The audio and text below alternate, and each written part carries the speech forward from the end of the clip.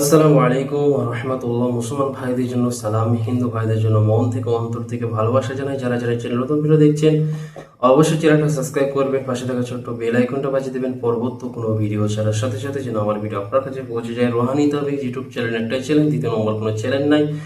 আজকের আপনাদের শেখাবো রুজি রোজগার বৃদ্ধি করার এক সুলেমানি তদবির ইনশাআল্লাহ। হযরত সুলাইমান আলাইহিস সালাতু ওয়াস সালাম তেনার হাতে যে আংটির উপর যে খোদাইতে ছিল, যে নকশাটা, সেই নকশাটা আপনাদের কাছে পেশ করবো ইনশাআল্লাহ।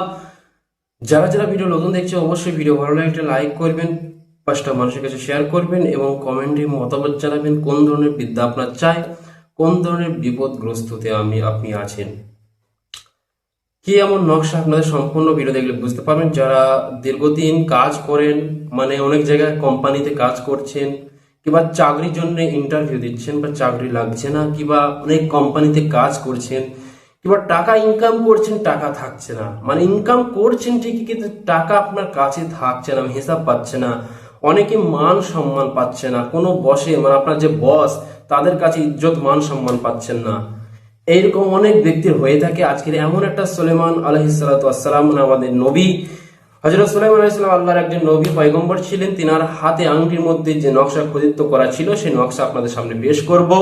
কি নিয়মে করবেন, কোন দিন করবেন, ভালোভাবে সুন্দরভাবে ভিডিওটা দেখলে বুঝতে পারবেন ইনশাআল্লাহ। আল্লাহ যদি আপনার উপর রহম করে আজকে দিয়ে ভিডিও করে ইনশাআল্লাহ, আল্লাহ যদি আপনার করুণা করে দয়া করে ইনশাআল্লাহ, আপনার রুজি রোজগার বেড়ে যাবে, মান সম্মান ইনশাআল্লাহ, ইজ্জত সম্মান পাবেন এবং চাকরি যারা পাচ্ছেন না দীর্ঘদিন, চাকরি তাদের কপালে পেতে যাবে ইনশাআল্লাহ।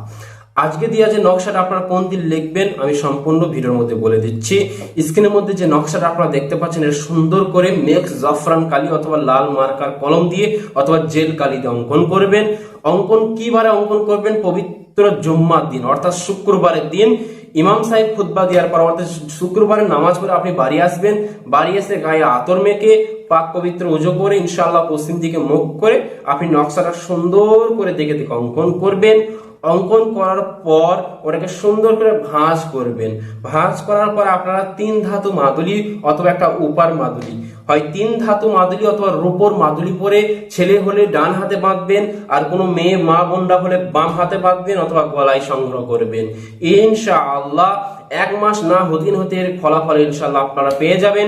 যারা চাকরি পাচ্ছেন না তাদের চাকরি বেঁধে যাবে ইনশাআল্লাহ। একটু শুধু ধৈর্য রাখবেন।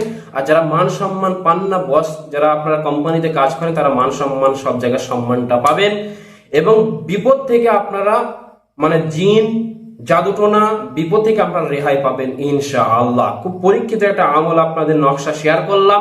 সবাইকে মন থেকে এজাজত পারমিশন দিচ্ছি, সবাই যেন করুক, সবার জন্য দোয়া রইল। আল্লাহ যেন সবাইকে এই আমলের দ্বারাই নেক হায়াত দান করুক এবং এই আমলের দ্বারা বরকত দান করুক, এটা মন থেকে দোয়া রইল।